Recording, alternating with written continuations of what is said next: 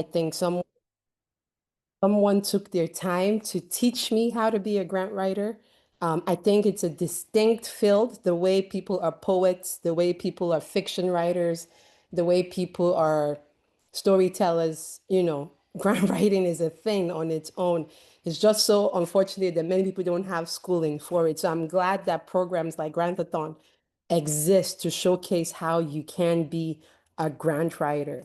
So I'm going to only touch on the innovation um, aspects of the NIH grant. Now, obviously, not all grants specifically ask you for NIH. I'm sorry, not all grants specifically ask you to think through your innovation section.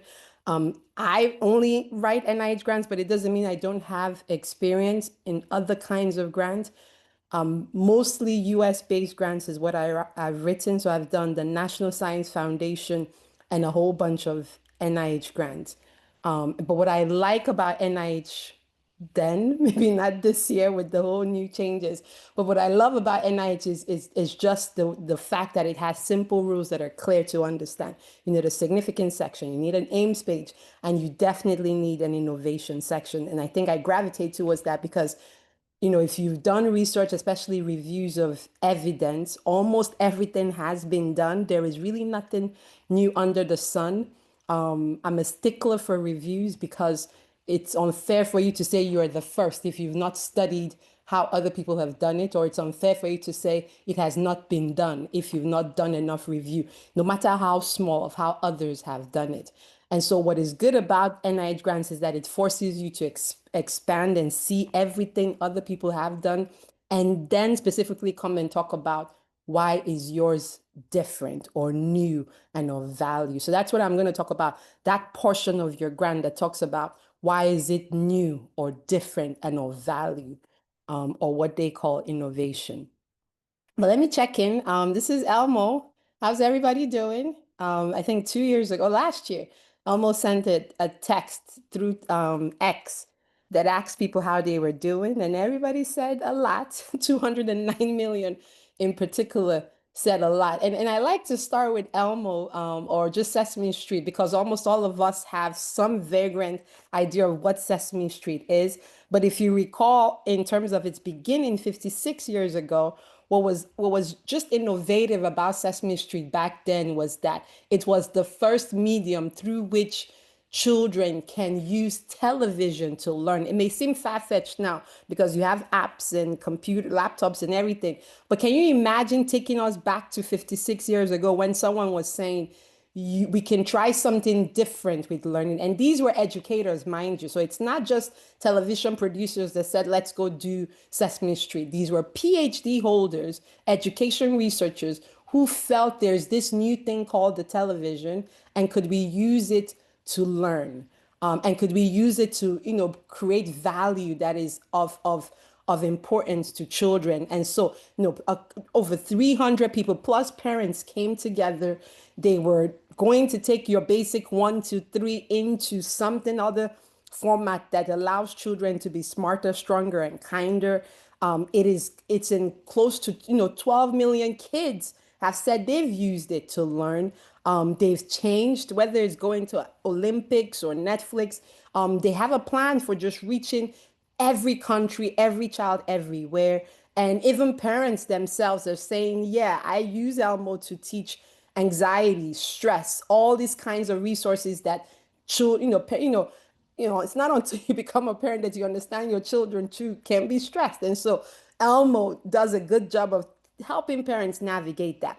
I start this to say that everything and everyone needs a plan. Even your innovation section needs a plan. As you are writing it, first of all, no one writes their grants alone, but as you're putting it together, ensure that you and your people are communicating all the time about what's new and different and of value. How are you bringing learning into this world in a different way? It's not enough to say, I want to do this research, but how are we advancing learning in a different way? 4 or 5 years from now, I say that to all the people that want to work with me. How are you going to be, change? Like if I hire you today and you tell me 5 years from now you're the same, you're of no value to me. I want to know that if you come and work for me, you yourself are going to want to change within 2 years or within 3 years. And so change is a constant. And so your innovation should always have that changeability in mind. And but ultimately nurture what your core is, right? Having that at the back of you, that this plan is not only new and different, but it remains true to who I am. And so that's sort of my Elmo speech, that as you think of your work, think of it in terms of its longevity and come up with a plan over time for it. So I'll talk a little bit about innovation, define it, types, drivers, core themes, NIH review criteria. So for the longest, I've been reviewing NIH grants. I took a break this year because it's been an interesting year. But I've done this for over 6, 7 years now. So I kind of have a sense of how they think through innovation, have an innovation plan, and then I'll share some examples from other grants. So first of all, how is everybody? Did people write? How are people? What did people say? Is everybody doing okay? Yeah, mostly. Is everybody okay? All right. Good morning, and welcome. Welcome. Nice to see you all. Good. All right. So me, I am a grant writer. I have been writing since I think I could ever remember. I also learned how to write grants from nurses. So, take all the classes you want, but sometimes it's the least people, least amongst us that could be teachers is the way I say it. So I did not learn from a grantathon. I did not learn from a big institute or anything. It was just nurses that were teaching students back then at Penn State how to write. And I just fell in love with it. And they were just successful nurses. And because the US has the National Institutes of Nursing Research. So at least the US values nurses and says nurses can also contribute to research. And so I was just gravitated in that class and wrote my first grant. It was, I think, my first year PhD, wrote that first grant as a class. So I spent an entire semester writing a grant. And I just took a chance on myself and submitted after I saw what kind of grant I was aiming to write through mentors like Rhonda Ballou that connected me with people. And so we wrote that grant, and I just say the bug hit ever since. So I had the fortune of starting to write grants as a student, which many people, again, don't have. Not many schools teach grant writing, especially a semester-long program. And so after that semester, I submitted my grant. I didn't get it the first time. So that was the other beauty of that experience was I also learned failure early. Good luck to people who write grants the first time and they get it. I envy you. I'm proud of you. But as a student, I learned that you can write, you can fail, you can get the feedback, you can resubmit, right? Which was what I did, and then become successful. I think that whole cycle happened as I was a PhD student, where I wrote the first one after my first year, submitted it. I didn't get it the first time, but I got feedback that was just so powerful. I took the feedback, revised and resubmitted, sent it out, and I think, boom, my career as a grant writer sort of began with that first experience. And so even though I left academia and went to the UN, I think I spent 2.5 years at UN, came back to academia because of that freedom that I knew was inherent with grant writing, because there's nothing as powerful as being able to have your own funds to do the kinds of work you do, being able to have your own funds to train so many other people, being able to have your own funds to open the doors, because I think we're looking at Grantathon. If I did not do my part with Oliver and Joe to work on iTest, I'm not even sure we would have really connected and opened the doors for so many. So I see that as an opportunity to open doors for so many grants, because sometimes you may think you're only using it for yourself, and yes, it will advance you, but it opens the doors to many other portals for so many other people to enter in ways that really takes one person being selfless or one group being selfless to put themselves out there. I fail a lot, which is why I'm saying grant writing is an art in the same way you do poetry and other things. I mean, I write for the beauty of it, and I know people may not understand. I actually don't write to get it. I write and surrender. I write and forget about it. I do not remember. We have written 15 grants this year. I don't remember a single one. I mean, I know we've written them, And I'll get the score and review later on, but I do not remember because I write for, am I a better grant writer? Am I getting better? Is there something I'm missing? I think the last review comments that I got, the last one that I saw, I think reviewers were like, how is she going to manage this if she got it? And that's when I knew, okay, I think it's time to stop and maybe help others. And so towards the end of this year, it wasn't even me writing. I was now even helping others write because I actually enjoy other people getting their own grants and not me. And so some of the grants we wrote towards the year was all my team members, making sure each and every one of them were submitting their, in other words, being first time grant writers. It takes a lot to nurture that. I respect the hustle you guys are doing here with Grantathon because it requires you having them. I mean, when you see my editing, it is insane, and I'm not even an editor, right? So that's the other thing I say about grant writing. You need to have an editor. But when I see a grant, I can tell people it is going to work or not work within a second.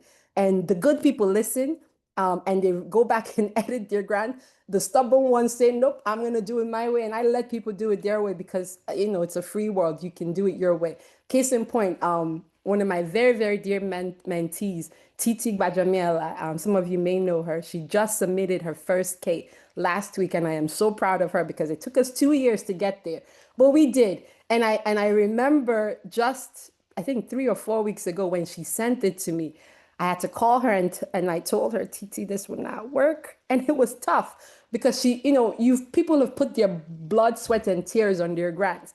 And I told her it just will not work. And so yeah, we blocked out an entire weekend and we worked on that. I mean, we I think had probably 3 or 4 weeks left. But when she submitted that grant last week, whether she gets it or not, I know we put in a flawless grant. That I believe we will get it, but we may not get it. But that's what it takes, right? That you should be willing to hear whoever is guiding you. When they tell you it's working, please believe it. When they tell you it's not working, please believe it because you want that first, right? You don't want to fail 70%. Why am I bringing this up? How I wish I had a lot of people telling me early on that my grant will not work so that I can revise it before I submit because maybe my failure rate won't be 70%. Maybe it might be 20, I don't know. But my point is having that unfiltered guide actually helps make your grant better. I'm not saying success of 30% is anything small.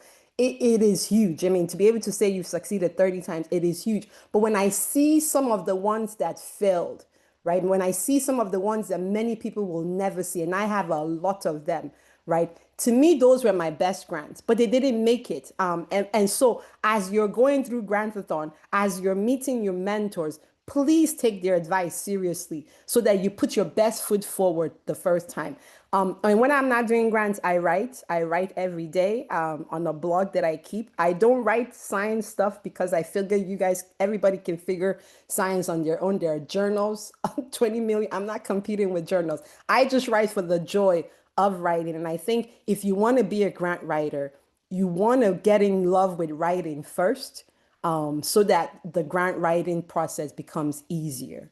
Does that make sense? Because it's a when I get into a grant writing mode, everybody knows to not disturb me. I am not myself because I am very focused on making sure my sentences are meticulous. And so the art of writing every day, especially writing small, short notes, it doesn't have to be an epistle. Just writing every day allows your writing to be clear. I know we have AI and all these things now that people are using, but the art of writing every day allows you to practice clarity better, practice flow better, right? And to me, once you can be clear, once you can have a flow, you're able to get the grant reviewer in because your grant should pull them in, right? And they should want to stay with you from the beginning to the end. Some of the grants that failed, the review comments were like, she may not have gotten it for the science, but this grant was flawless in terms of clarity. To me, that just tells me I was successful still because I wrote something that somebody could easily understand. And so that's what writing every day does for me. These are my stages of failure. I have written the alphabet soup of grants with the NIH, which I am so proud of. The latest one we got this year was a R13. And if you know anything about R13s are the ones you get to do meetings which most people don't even think about because it's not a lot of money and it's a lot of time wasted. But I was so proud to actually have put in a grant to ask to get money to do an annual meeting for 5 years. And so my point is, I try everything because I want to gain experience, even the least of it. Even if it's, I think Tammy did hers, it was an RO3, even if it's $50,000, we will write it because we want to get better at writing as opposed to, so, the assumption is sometimes that, people think I'm only writing $1 million grants. No, I am writing grants for $10,000 because I want to get better at writing them because it just makes me a better writer. So write everything is what I'm trying to say. Don't go for the biggest one. Sometimes it's the smallest ones that allow you to get better over time. And so what is innovation? If you see this image, it's a cow. It's, there's nothing different. So I want you to imagine that as your entire grant, but most importantly, your specific aims, right? Because the image reviewers are getting is a whole bunch of cows, a whole bunch of cows, right? In a review session, you might be reviewing 80 grants, which means we are looking at 80 different cows, right? 80 different cows. Boom. The moment you see this image, what do you see? A purple cow. Do you see the logic? And that to me is what an innovation section should be about. That in the midst of a whole bunch of cow, that there is some cow that is just remarkable, that is just immediately noticed, that is unforgettable, and I want to go and investigate some more. That is what your innovation section should look like. It should be something that is remarkable, like a purple cow. It should be interesting, and it should ultimately be unique. Otherwise, you're wasting time. Reviewers are seeing a whole bunch of cows, right? We have a whole bunch of cows to review. And somehow you're telling me that this brown version you've written has never existed before. I'm sure if I just, because some of us actually do real time review, especially when people leave those sentences like it has never been done before. It is, really? That's like, to me, I'd rather you say it's incompletely understood than saying it has never been done before. Because if I Google and I see it's been done before, if I go to PubMed and I see it's been done before, it just brings down, it just tells me you didn't do enough review, right? And so there's a whole bunch of cows. Sometimes people have access, sometimes people write and you see something remarkable. And to me, that's how your innovation section should look like. And Purple Cow is from the book by Seth Godin, who says, and it's for marketers, but it, the same logic applies here, that for whatever it is you want to do for your innovation section, ensure that it's remarkable, ensure that it's interesting, and ensure that it's unique. And so the different definitions you will see that are out there for innovation, not in academia world, a lot from business world, is that it's an act of insight, often realized in practice. Peter Drucker, who's one of the founders of entrepreneurship, would say it's purposeful, focused change. Perry would say it's a novel way of doing things better or different. Kelly, who wrote, I think, one of the beautiful books on innovation, talked about it talks about it being people creating value through implementation of new ideas. I like Anthony's own something different, alternate that creates values.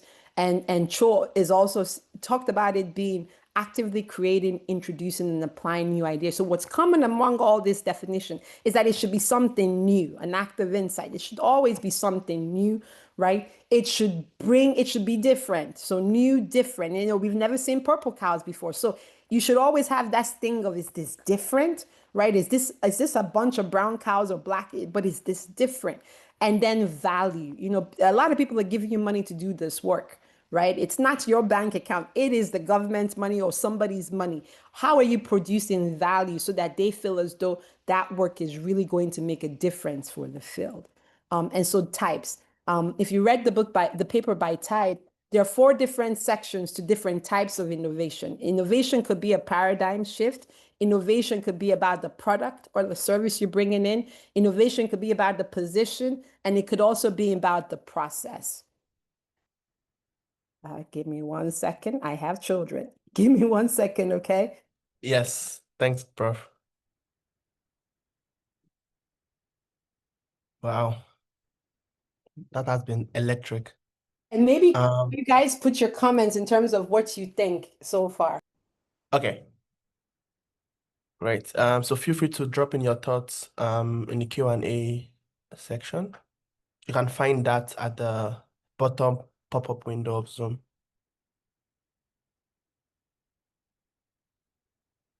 And yes, for questions in terms of like uh, webinars, the recordings, the like, I've shared that via email, but I'm sending it again via chat. The link, our website remains the same. After every session, we upload both the recordings and the slide deck the next day. So feel free to check by this time tomorrow. You would have found the recording and the slide from today's session. And for last week and previous the week before the last as well, all the sessions recordings are already on the website. So the website is like your go-to resource for the recording and the slide deck. So I'm gonna enable the chat again for a few while. Yeah, to drop in your thoughts as well. But if you have questions, please use the Q&A function. The chat could get very messy at some point. Yeah.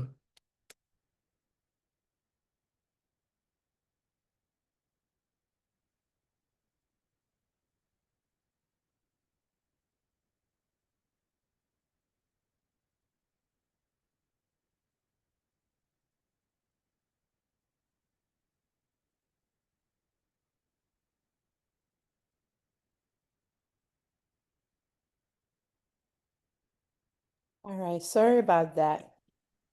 No worries. Any questions or comment?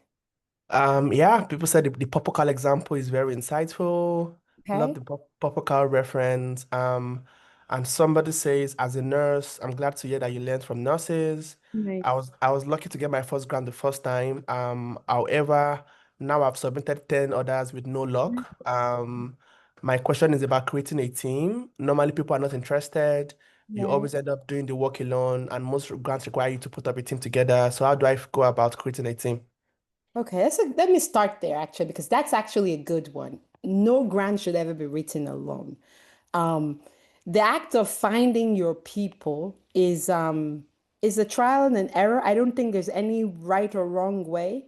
I know that I've done things like cold calling. I have reached out to so many people, and you have to keep pushing until you find your right people. It's not, I mean, you can set out with a team, and I've done that. When I look at some of those grants that failed, it truly deserved to fail because we were in teams, like you said. Some of those grants were written by maybe myself alone. Some of those grants didn't really have that connection in terms of wanting to learn together, wanting to change or adapt. Not all of us had that. And so what is beautiful about then the successes I started having, it was us. Like when I see the grants I put with Ezechi and Joe, we edited together. Like it's not you writing alone and you're left alone and nobody's editing. Or when I think of the work them Chisom them they used to do in terms of the ancillary, it was a team-like effect. And to me, that resonates to today. This act of finding different team members, right? New people to learn. The other thing too about teams is that some chapters have to close. Whether you want to admit that the chapter should remain or close, teams outgrow each other. Teams have to also regenerate. And then if it's a true tried and true system, you should be able to activate it again. And it takes a while to find that, right?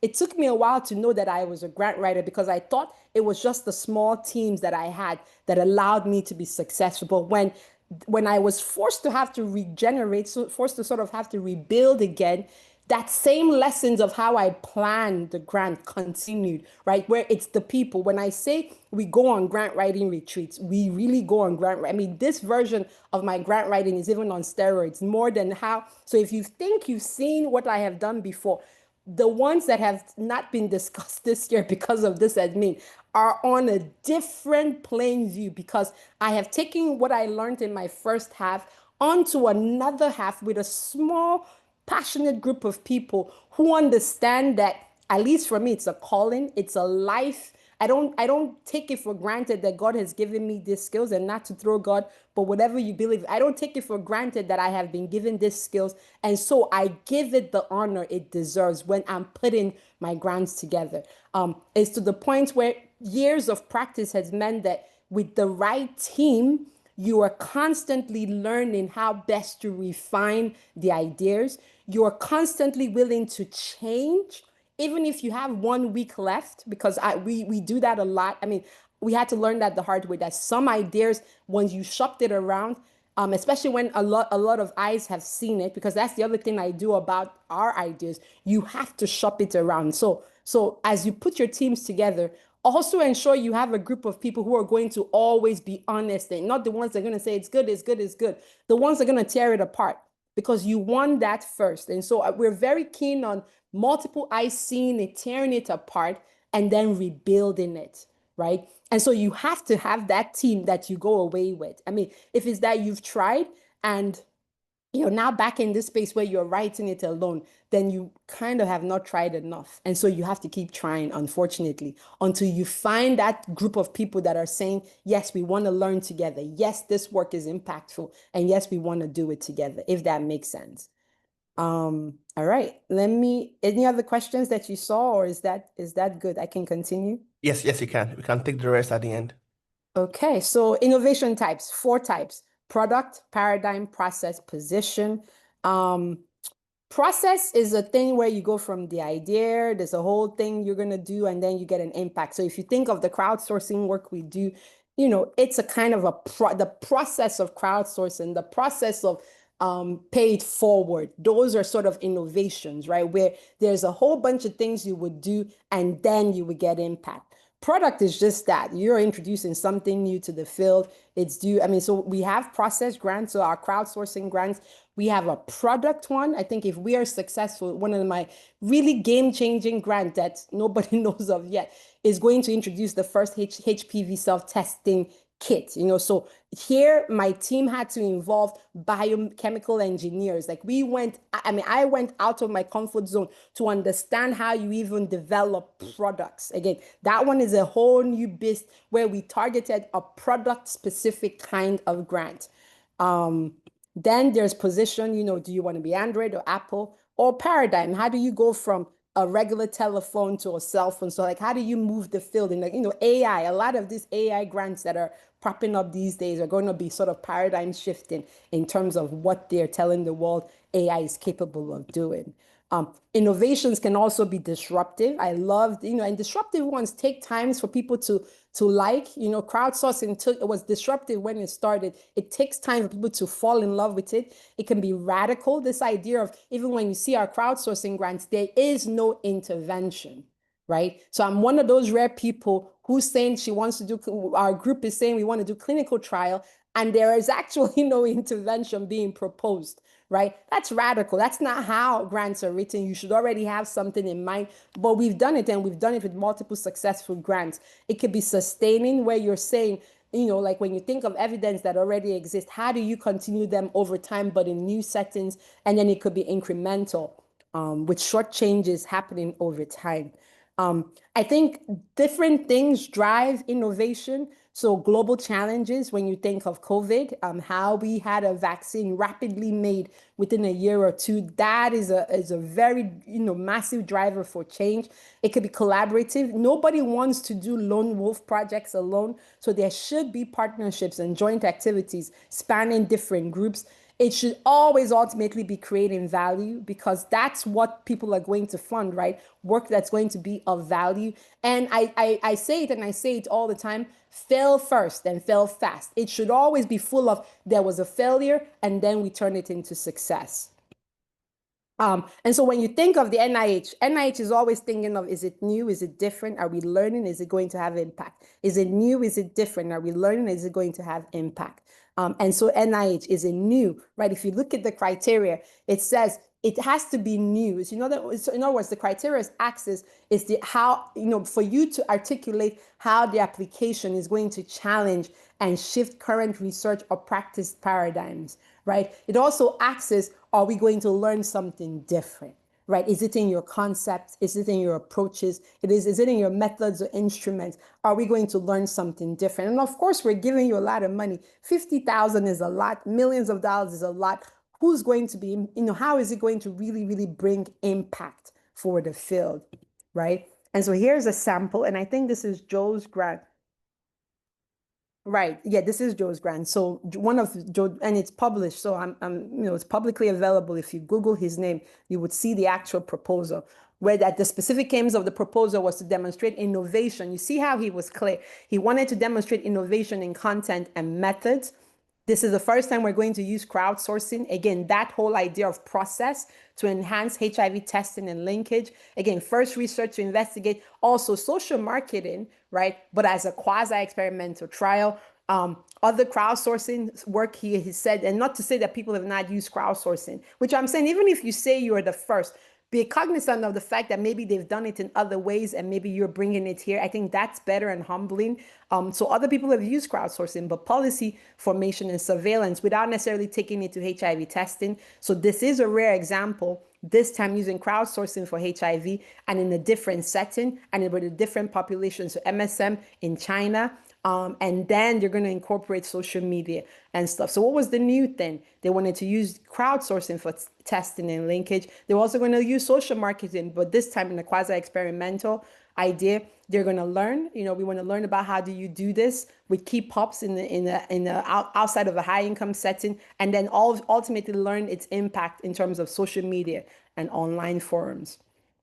I like this idea by Cheap and Dan Heath in their book Made to Stick, that a sticky idea is an idea that's easily understood, remembered, with lasting impact, and changes audience opinions or behavior.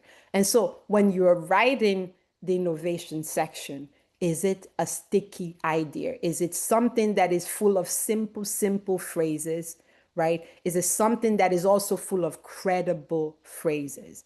It is something that is full of honest. You need to shift the reviewer's mind. Is it going to get their attention or surprise, unexpected phrases? Is it something that is concrete, that helps people remember what you're trying to say? Are you going to add a little bit of stories to get people to act? It depends, because obviously this is not a storytelling grant, but it depends on the type of grant you're writing. Is it going to have emotions tied to it? So again, I always tell my people when we're writing grants, what are your sticky phrases, right? Because I need that bulleted first so that it at least helps, because as a reviewer, we have to write why this grant was innovative. When you write from using the sticky phrase point of view, trust me, I'm very busy. You've helped me, right? I'm able to rewrite that I like this idea because of these sticky phrases you wrote about how it is impactful, how it's new and it's different. So make my life easy is what I'm trying to say, and make sure your section is full of sticky phrases. This is another grant. I think it's one of my other grants on hypertension, and I think TASH. Yes, this is a TASH shifting word. So if I don't know if any of you know Professor Benga Ogedebe, he's another big, I'll go on top, mentor of mine that I know paved the way for me with grant writing. Again, I keep saying you haven't seen grants until you work too with Professor Benga Ogedebe. And so with this grant, I think in that time when we were doing high trek, this was the high trek work I believe we were doing in Ghana then. So we used to do hypertension work in Ghana years ago. And so here we were combined. This was that high trek grant was one of the first grants that actually was going to use CIFAR and REAIM in an African setting. And so we're talking about I don't even remember when this grant was written, but it was really game changing at that time. We were doing late stage 4 translation research in Ghana, where there was an acute health shortage of workers.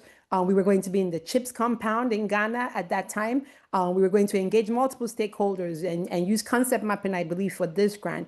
And we were also going to then look at the uptake of TASH. So my foray into grants after my PhD work, the TASH work in Ghana was really where I think my love for grants really delved deeper because of Benga Ogedebe's mentorship. And I'll always be grateful for that. And so here with this grant, We were combining frameworks, CIFAR, REAIM on adoption. We were learning critical gaps in late stage for translation research. We were going to pay attention impact to address systems, provider, patient level barriers to hypertension control. And then we're looking at impact at the community level with how are you going to use tax shifting for hypertension control in Ghana at that time. So we're going to turn all of this into your turn. I know all of you have been putting your grant ideas together.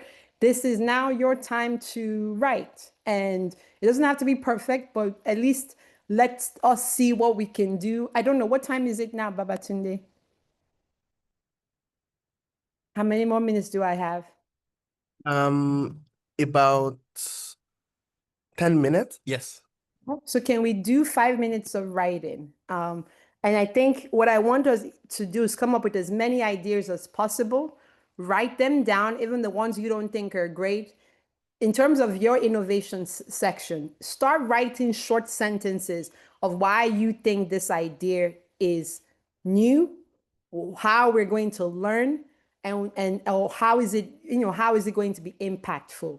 So I'm going to ask you for a timer and pause and have people just write short sticky phrases of how they think their ideas are new, how we're going to learn, and what makes it impactful. Is that fair, Babatunde? Yes, that sounds great. Um, I'm gonna start the time now. Yep. And I'm gonna stay quiet and I will look through the questions so that way I see what I can answer. Okay.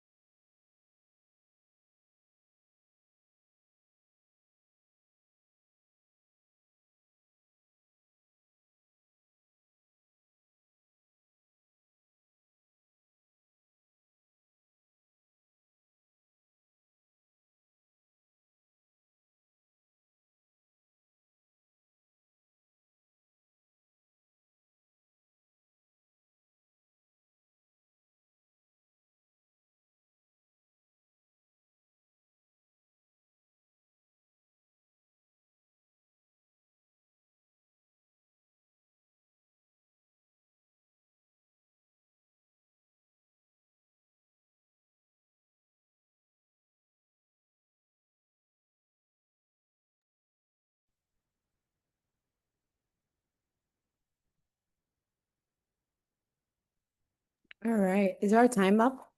Yes, time up. All right. So how was that, first of all, for people? If you could put that in the chat. I think I'm done. Um, Oh, I'm supposed to add this too. As you think, maybe this is something as your assignment, and you'll see this in the slide. As you think of all those ideas you brainstorm, typically think of three, and Yusuf then will share this afterwards. Think of three. The proposed study is new and different because the proposed study is a rare example of this is the first study that will think impact. So you'll once you get the slides, reduce your ideas into about three and then try to see if you can create a couple of sentences for each of them using this format. Um, Let me share lessons quickly learned from my work with For Youth by Youth that many of you at least are familiar with, that Joe and Yusuf and Abdullahi were involved in.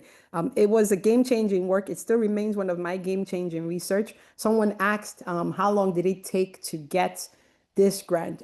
If you know anything about my story, after PhD, went to the UN, came back to academia, started working for Benga Ogedebe. So I was successful, but we were successful more for hypertension work. But my interest was in HIV and I wanted to be the PI. And so, I struck out on my own, tried to write grants on my own. It didn't work. But when I worked with Benga, it worked. When I worked with HA, some of you may know Professor H.A. Zona as well, another dear mentor of mine. When I worked with them, so by saying when I wrote with them in terms of grant ideas with them, it was successful. But when I tried to write my own grant ideas, it wasn't successful. And so there was just a string of failures in between. And these were beautiful grants. I mean, many of them were ahead of their time, and they were very naive looking back, because I've looked at all of them and I have a sense of why they all failed. They were naive in their thinking, but what they did was they allowed me to craft my ideas over time. Just kept on writing and crafting, and so failing.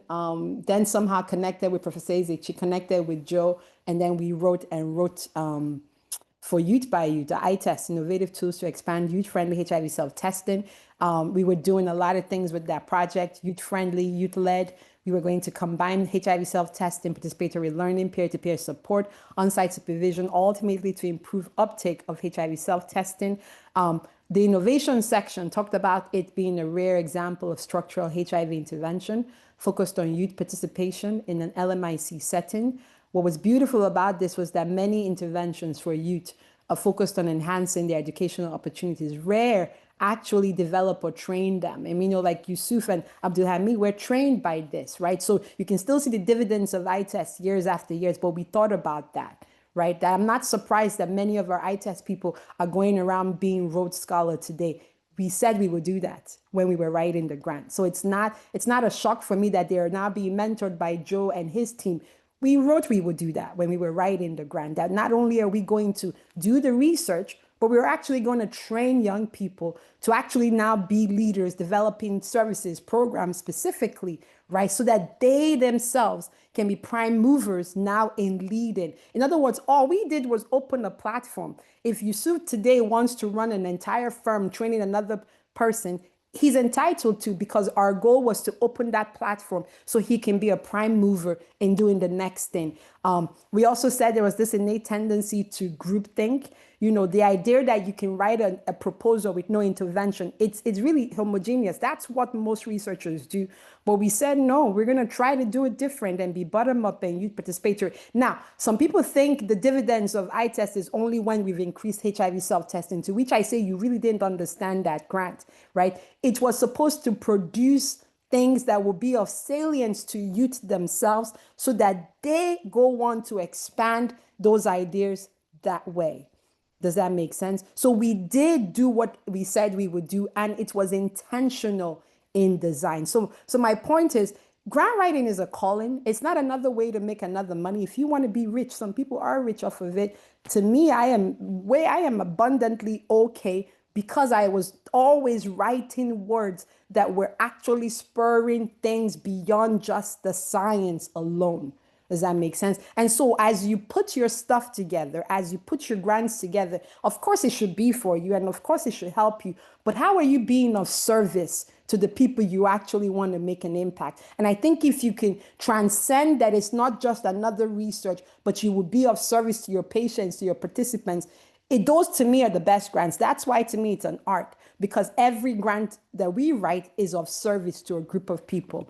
And again, the dividends just keeps playing. And we have for Youth by Youth, went on to do for girls and women, went on to do music for health, went on to do for communities by communities, and a host of many that we've written this year that the world has still not seen because of government shutdowns and no reviews or no reviews. But if we are successful, this for Youth by Youth was probably the first half of our life. The next half of our life is about to be out of this world, because the dividends of what happened in the For Youth by Youth era is going to make much more sense as we move into the next era, if that makes sense.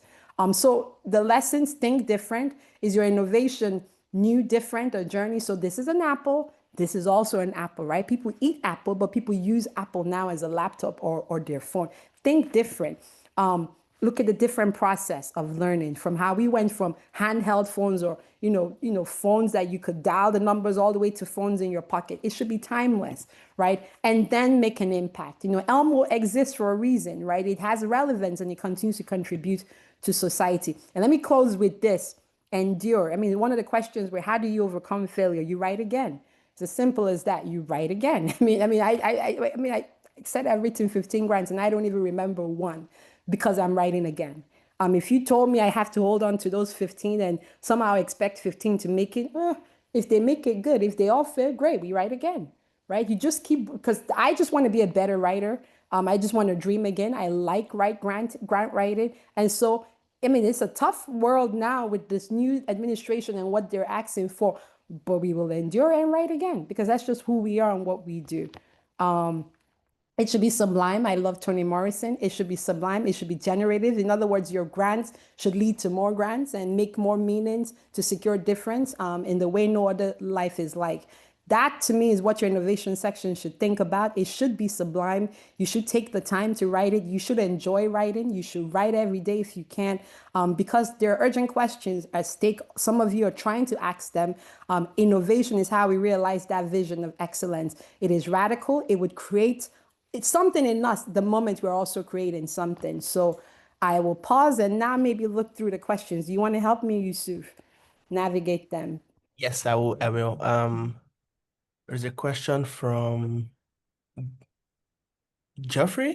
He Okay. says, sometimes when you try to do your best and based on your environment and scenario, you feel what you are presenting is new, novel, and innovative, but you still get a no for an answer. So for some of us from resource constraint settings, how do we raise the bar to get to that level of crafting as acceptable ideas? I got no for an answer too, and I'm in this environment. Everybody gets no. So did many people see your ideas, or were you the only one that saw it? Again, when I say shop it around, I mean, if you see, I actually have an editor, right? So my editor was a former newspaper guy. I stumbled by him by accident. In fact, we just physically saw each other this year. So the first thing I always tell people, make sure you have someone that's going to give you unbiased view. So he's not in academia. He doesn't do any of the science we do. To him is about, does that make sense? Is it clear? I mean, this art of grant writing about clarity and flow, AI does it flawlessly these days. So good luck to those. I mean, NIH doesn't allow NIH grants, so you will be debunked if you start that way. But from time immemorial, that has always been an interest of mine, that my grants are clear. And so I am a writer, I'm not an editor. So I do invest in an editor to help me ensure that the grants are clear. And when you see what he gives back to me, I cry every time, because it's like, oh my God. Sometimes he has told me it makes no sense, that I need to go back to the drawing board. And I have. I mean, I may have a week to go and I'm going back to the drawing board because he said it made no sense. Clarity matters. And if it's that your writing isn't clear, you may think it's clear, but if you've given it to somebody else and they say it's not clear, believe them. And so then go back and rewrite. So I get no, and I'm in a high resource setting. You saw my list, they fail. It doesn't matter where you are. If it's not clear, it's not clear. Thanks, bro. A couple of questions around the use of AI in grant writing. Well, NIH says no. They had No, a whole, did you not share the whole, there's a whole document that NIH released early this summer about AI. Do you guys have access to that? So not yet. Joe should have had that. There is a whole, so if your grant is written by AI, they are going to check. And so it will not make it through the review process. In fact, this year, that's how you knew I had to get it out of the way. So before NIH had no limit to how many grants you could write in a year. But this year, it finally said there's only 6 grants a year. So any principal investigator can write up to 6 grants a year because of AI. So their assumption is everybody's now writing grants with AI. And so, which is to me is false. If you're a true grant writer like me, my highest before this year was 9. That was 2022. You are really writing your grant. I don't know what AI is. I don't even want it until last week. I didn't even believe in AI. So I just became an AI. Oh my God, AI is a thing last week. So you can tell how much I didn't even want to go that world. But this year, with all that change, I think the change became effective September 25th, right? I think so. So you guys should share that. It meant, and obviously because we have a new administration and things have been slow, this year really is the cake where my team and I have written 15 grants, the highest that I think will ever be allowed ever. So that's why I know it's time. It's time to move on to the next phase of my life. And I am grateful that I get to come here and pour it out on all of you and say, go for it. Do your best. The money's out there, the funds are out there. You're gonna work hard. It'll be painful. You will suffer, but this is good suffering. And because when you come out, like gold, like fire, it's going to be bright and just amazing. Just put in the time and sit in the fire for a moment. All right. Right. What are the most effective ways to demonstrate that our proposal aligns with NIH's current funding priorities and strategic plan? That you can't answer that in a sentence. You just have to demonstrate it. I mean, all their RFAs tell you what they're looking for. Specifically, regurgitate that back. Like ensure that whatever it is you're writing is saying exactly what they want. It's the funder. They know what they want. They've said it. Say it back to them. Mhm. Someone gave an example scenario. So Mm, there is a that idea that adapts an intervention mm, previously done on cows and mm, applies it to buffalo in a different country. mm. While the approach is similar, the context, species, and implementation settings differ. Would this be Mm. considered as an innovation, or is it more appropriate to frame it as a contextual adaptation or a scale up? I don't know without reading the grant. So it's hard to say yes or no. But if you follow the principles I said, is it concept, right? Like Joe's own concept. So like Joe did crowdsourcing in China. We said we could do crowdsourcing in Nigeria. So it was done already in China. We were just taking it to Nigeria. So it's a different, similar to what you're saying. So we were innovative in context, right? We were innovative in sort of the setting again. So it depends. Are you a process-driven innovation, a product-driven, keep all that in mind as you're writing and be able to convince the reviewer why you think it is new, it is different, and of value, even if the settings change. Awesome. Someone says, is innovation plan the same thing as the rationale for the study? No, absolutely not. Did you not have a significance? You should have had an entire lecture on significance. It is not the Next week. same. It is not the same. Right. Um, I think we've answered all. Okay. Yeah. Well, it was a pleasure. Good luck. This world has money. It is going to be tough. But go for it. I think, I was in your shoes years ago trying to figure out how to do this. I don't think I have all the answers. Take all I said with a grain of salt too. Try your way and good luck. All right. Thank you so much, Prof. We will share the slide and the recordings later tomorrow. Great. Excellent. Have a blessed day, y'all. Thank you. Bye. Bye.